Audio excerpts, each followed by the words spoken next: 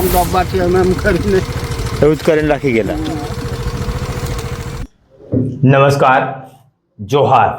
વાત કરીશું આપણે નવસારી જિલ્લાના વાંસદા તાલુકાની. વાંસદા તાલુકામાં હાલમાં રોડના ખૂબ મોટા ભ્રષ્ટાચારો વારંવાર સામે આવી રહ્યા છે. વાંસદા તાલુકાના બારતાળ ગામે ડેરી ફળિયામાં રમેશભાઈ નાથુભાઈના ઘરથી જે વનબંધુ કલ્યાણ યોજના હેઠળ ડામરનો રસ્તો બનાવવામાં આવ્યો છે, પણ રસ્તો ભ્રષ્ટાચારની ભેટ ચડી ગયો છે.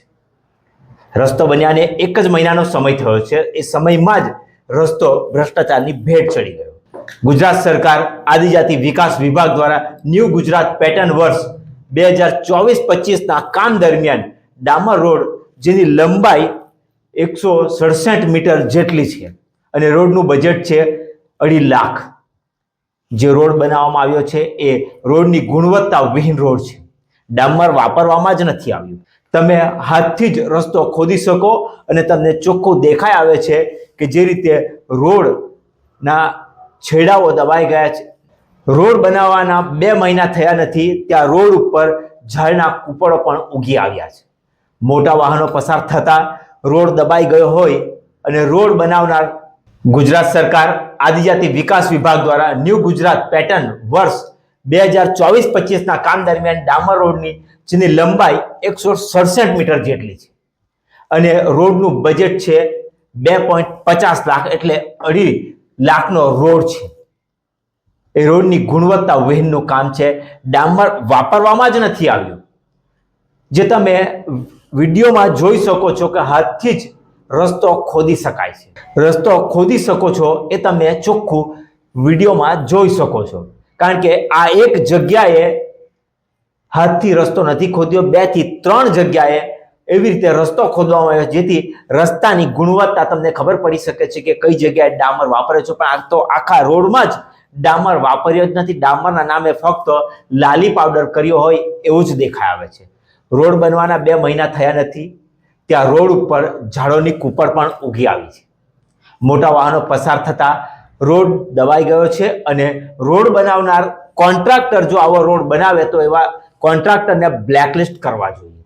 એવા કોન્ટ્રાક્ટરને બીજા કામો ન આપવા જોઈએ જેથી આવો ગુણવત્તા વિહીન રોડ બની શકે.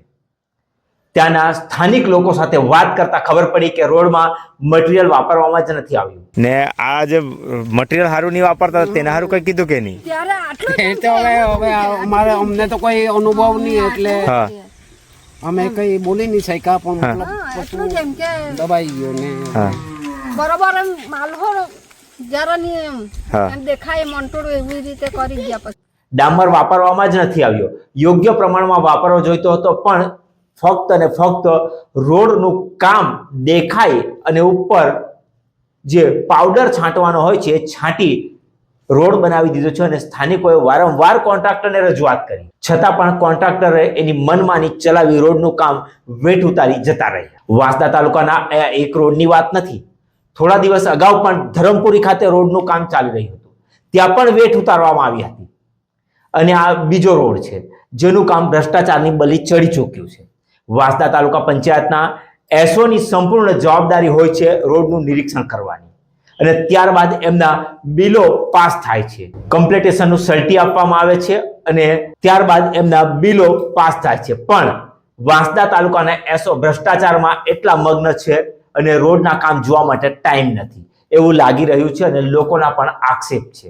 મળેલ માહિતી મુજબ તો એવું પણ કહેવામાં આવી રહ્યું છે અને લોક ચર્ચા ચાલી રહી છે, કોન્ટ્રાક્ટરો વચ્ચે ચર્ચા ચાલી રહી છે કે એસઓ મોટી ટકાવારી માંગે છે અને જ્યાં સુધી ટકાવારી નહીં આપો ત્યાં સુધી એસઓ બિલ પાસ નથી કરતા, એવી પણ સૂત્રો દ્વારા માહિતી મળી રહી છે. અને કોન્ટ્રાક્ટરોની લોક ચર્ચા પણ ચાલી રહી છે જેથી કોન્ટ્રાક્ટરો આવા કામોનું વેઠ ઉતારે છે એવું પણ દેખાઈ આવે છે. વાંસદા એસઓની ફરિયાદ સાંસદ ધવલ પટેલ અને ધારાસભ્ય અનંત પટેલને પણ કરવામાં આવી હતી. અનંત પટેલે વાંસદા ટીડીઓ ઓફિસે રેલી લઈને ભ્રષ્ટાચાર માટે પણ અવાજ ઉઠાવ્યો હતો, પણ હજુ સુધી નિવારણ આવ્યું નથી. તો શું આદિવાસી વિસ્તારના લાખો કરોડોના બજેટ આવા કોન્ટ્રાક્ટરો પોતાના ખિસ્સા ભરશે કે પછી આદિવાસી વિસ્તારના રોડોનું કામ સારું થશે આવનાર સમયમાં? આવનાર સમયમાં જીજે દેશી ન્યૂઝની ટીમ દ્વારા વાંસદા તાલુકાના ઘણા એવા ગામો છે જ્યાં રોડના કામો ચાલે છે અને ભ્રષ્ટાચાર થાય છે, એવા કોન્ટ્રાક્ટરો અને ટકાબાજ અધિકારીઓને ખુલ્લા પાડવાનું કામ થશે.